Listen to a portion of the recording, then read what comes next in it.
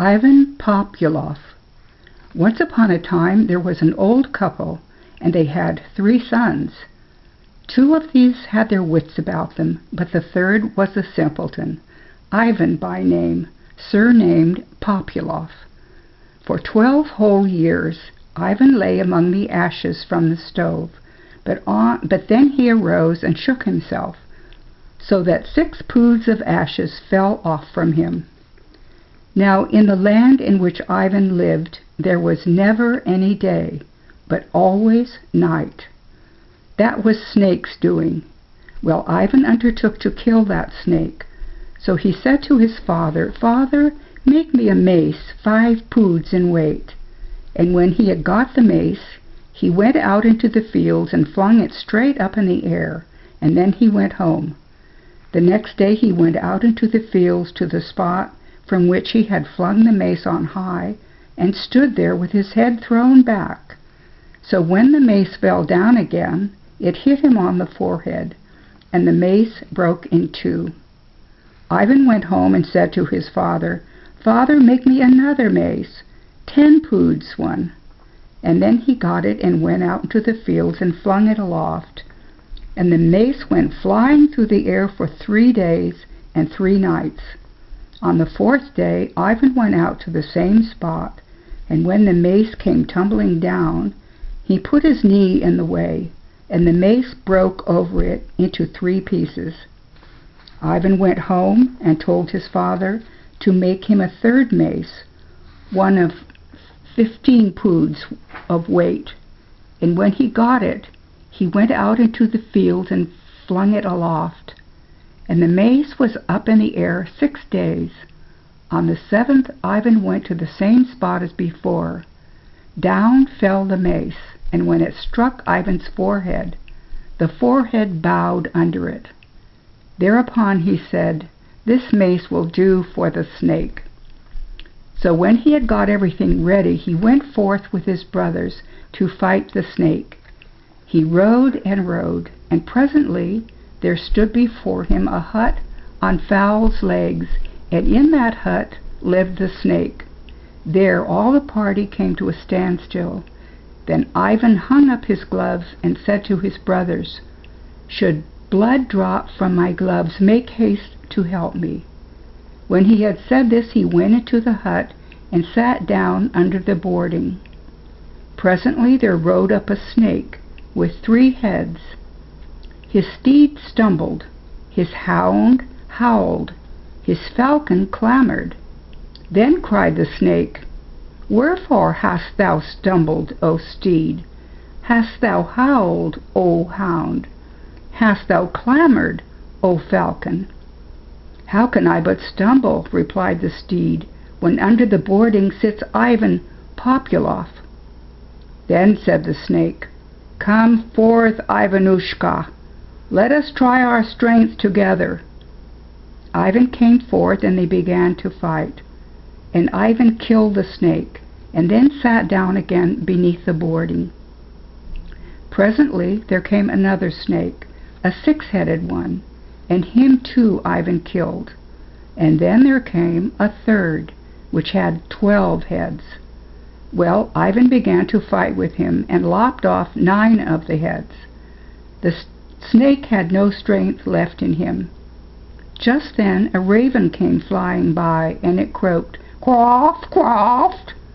Then the snake cried to the raven, "Fly, and tell my wife to come and devour Ivan Popyalof." But Ivan cried, "Fly, and tell my brothers to come, and then we will kill the snake, and give his flesh to thee." And the raven gave ear to what Ivan said, and flew to his brothers, and began to croak above their heads. The brothers awoke, and when they heard the cry of the raven, they hastened to their brother's aid. And they killed the snake, and then having taken his heads, they went into his hut and destroyed them.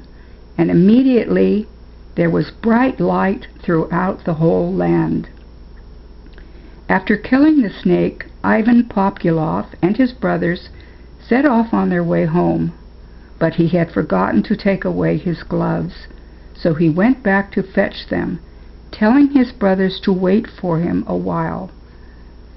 Now, when he had reached the hut and was going to take away his gloves, he heard the voices of the snake's wife and daughters, who were talking with each other. So he turned himself into a cat and began to mew outside the door. They let him in, and he listened to everything they said. Then he got his gloves and hastened away. As soon as he came to where his brothers were, he mounted his horse, and they all started afresh. They rode and rode. Presently they saw before them a green meadow, and on that meadow lay silken cushions. Then the elder brothers said, "Let's turn out our horses to graze here while we rest ourselves a little." But Ivan said, "Wait a minute, brothers," and he seized his mace and struck the cushions with it, and out of those cushions there streamed blood. So they all went on further. They rode and rode. Presently there stood before them an apple tree, and upon it were gold and silver apples. Then the elder brothers said, "Let's eat an apple apiece." But Ivan says, "Wait a minute, brothers. I'll try them first." And he took his mace and struck the apple tree with it, and out of the tree streamed blood. So they went on further. They rode and rode, and by they saw a spring in front of them, and the elder brothers cried, "Let's have a drink of water." But Ivan Popyalof cried, "Stop, brothers!"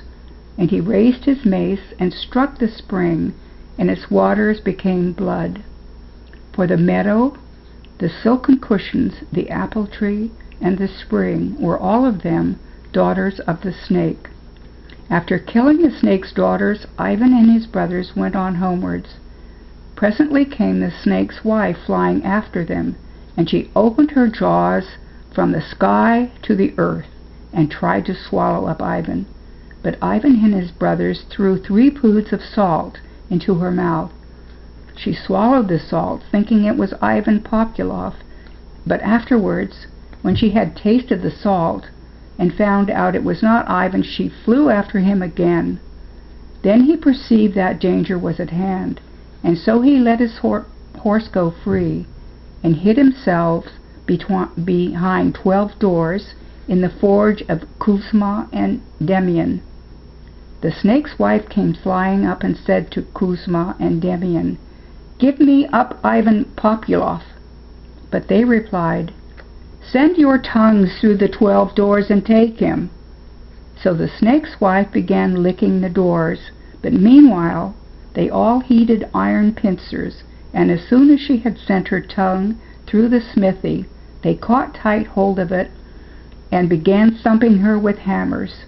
And when the snake's wife was dead, they consumed her with fire and scattered her ashes to the winds. And then they went home, and there they lived and enjoyed themselves, feasting and reveling and drinking mead and wine. I was there too, and had liquor to drink.